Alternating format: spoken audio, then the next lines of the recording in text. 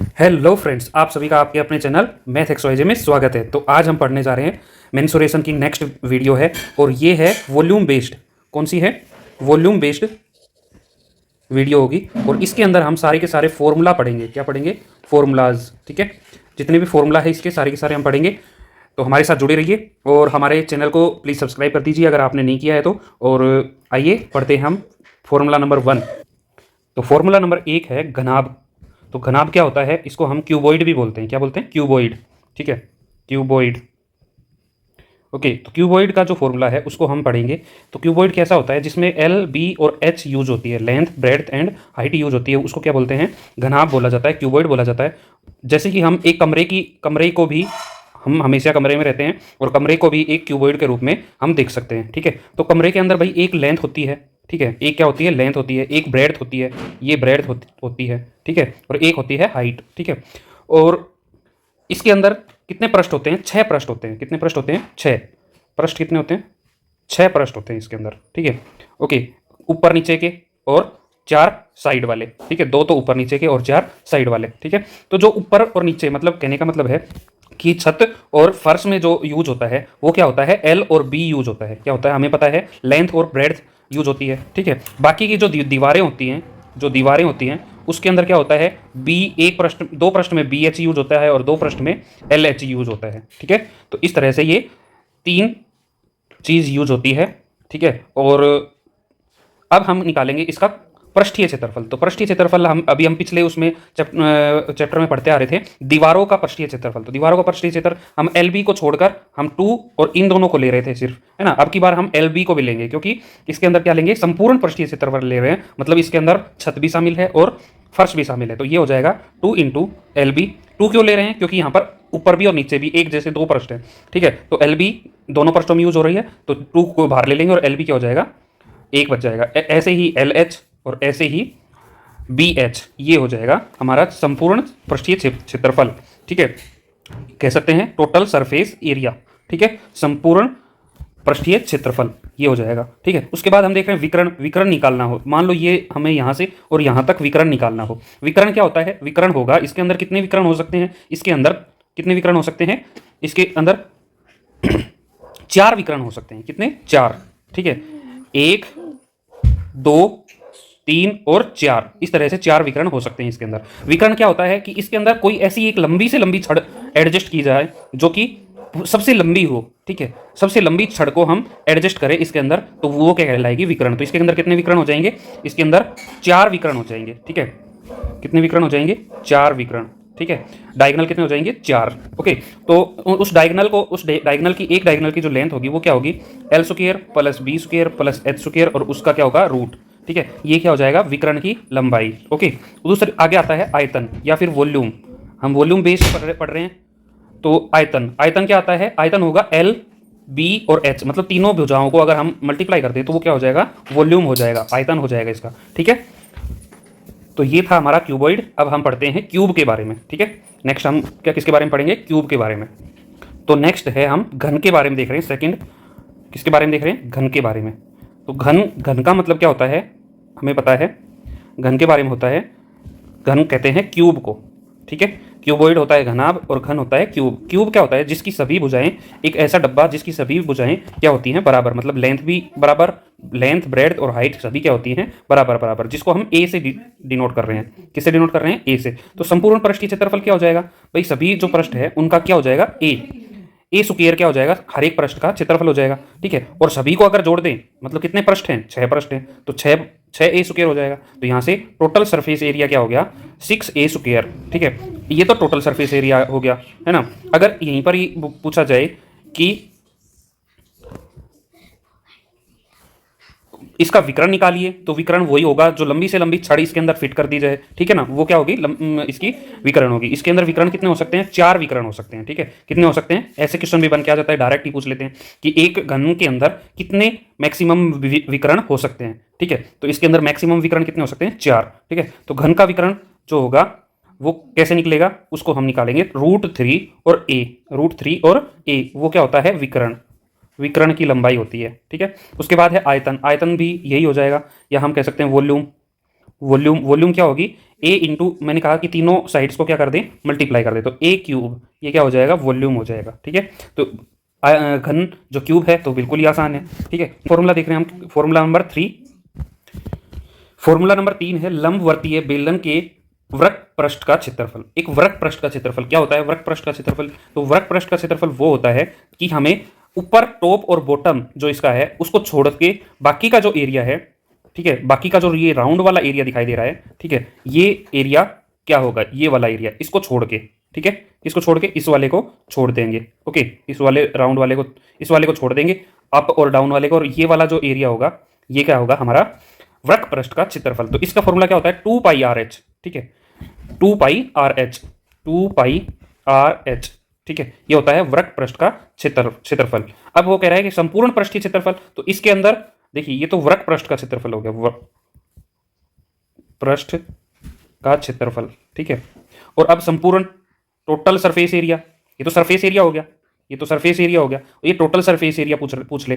ठीक है ना, तो टोटल सरफेस एरिया कितना हो जाएगा भाई, ये तो वृत्त पृष्ठ का क्षेत्रफल है ही, और इसके अंदर ऊपर और नीचे 2 सर्किल का और जोड़ देते हैं, तो 2 सर्किल क्या होता है, 2 पाई आर स्क्वायर, ये और जोड़ देते हैं, तो 2 पाई को कॉमन ले लेंगे, 2 पाई, इवन आर को भी कॉमन ले लेते हैं दोनों में से, तो एच प्लस में आर, 2 पाई आर और एच प्लस में आर, ये क्या बन जाएगा हमारा टोटल सरफेस एरिया। अब हम देख रहे हैं आयतन, वॉल्यूम, तो वॉल्यूम का फॉर्मूला क्या होता है, पाई आर स्क्वायर एच।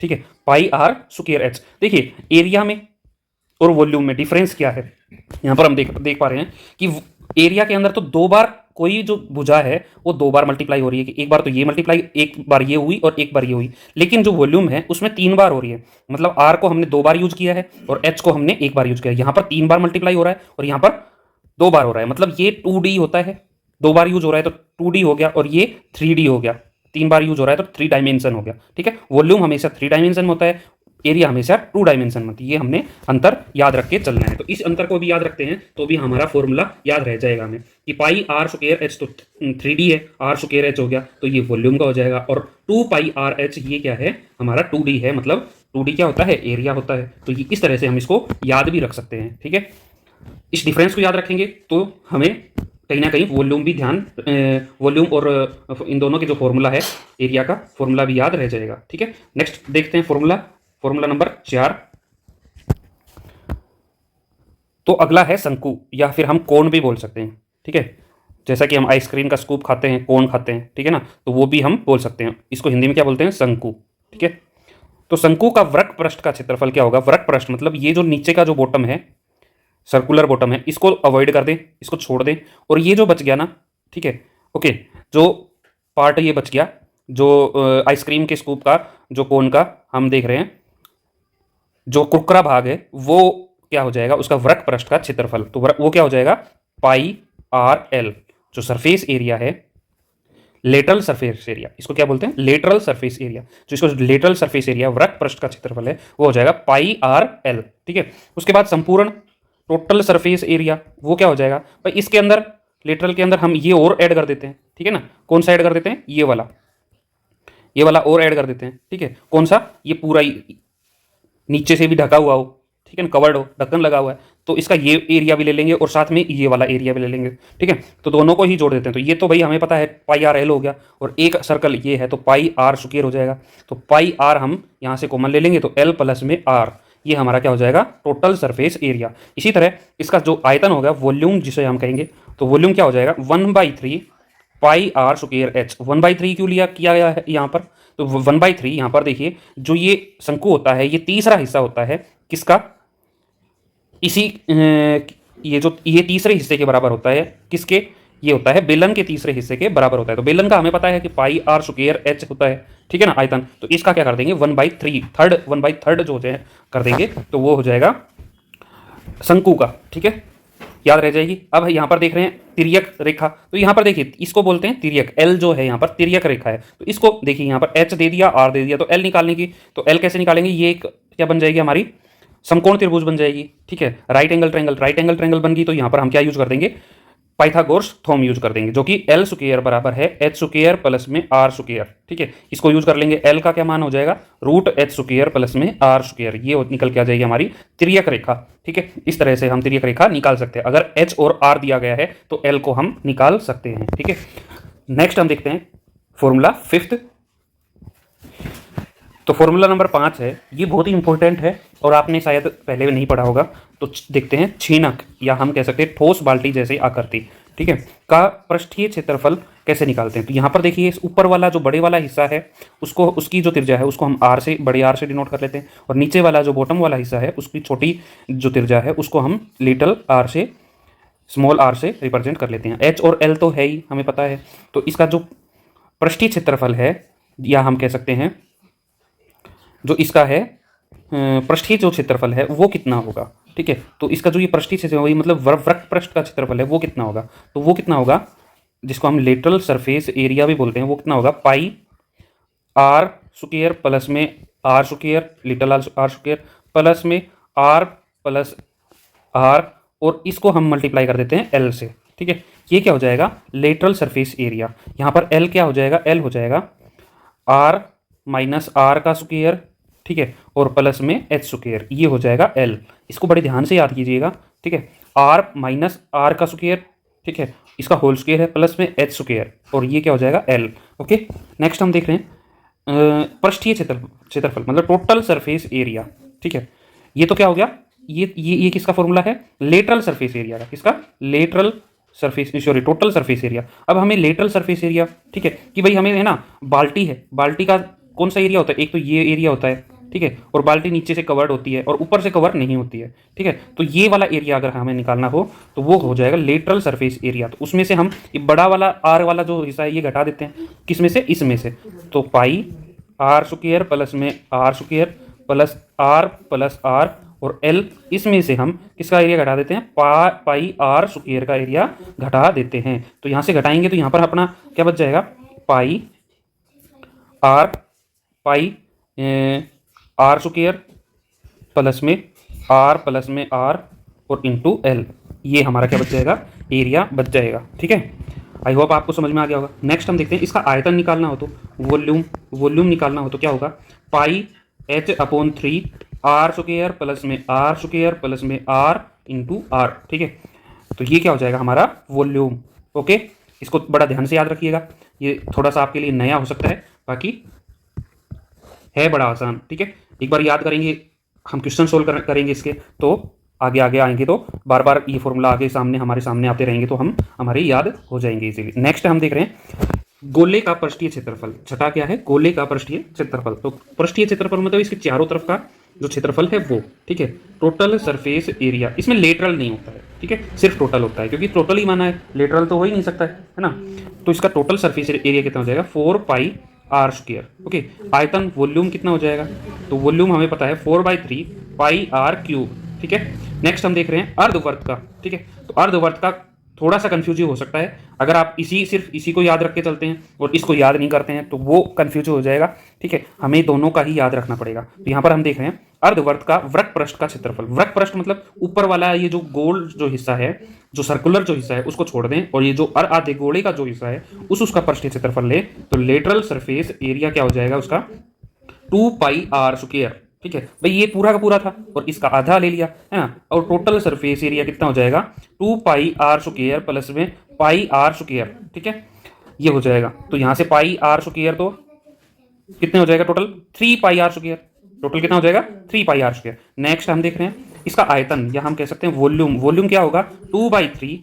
ठीक है भाई, इस वॉल्यूम तो इसका आधा हो जाएगा, 2/3 पाई आर क्यूब, ये क्या हो जाएगा वॉल्यूम।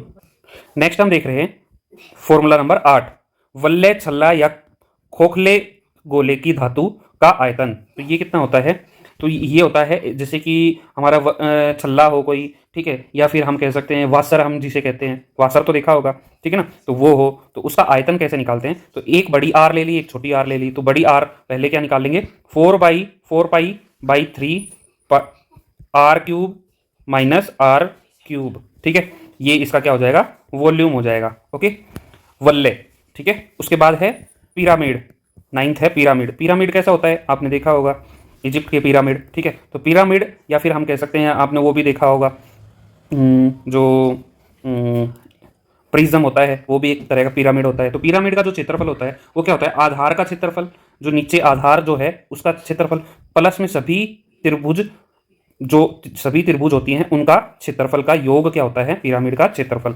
आयतन कैसे निकालते हैं, आयतन होता है, आयतन जो होता है वो कैसे निकालते हैं, वो होता है 1/3 गुणा में आधार का क्षेत्रफल, नीचे आधार का जो भी क्षेत्रफल है, एरिया ऑफ बेस, इनटू में हाइट, जो इसकी हाइट है ना वो हो जाएगी, क्या हो जाएगा, आयतन, ठीक है।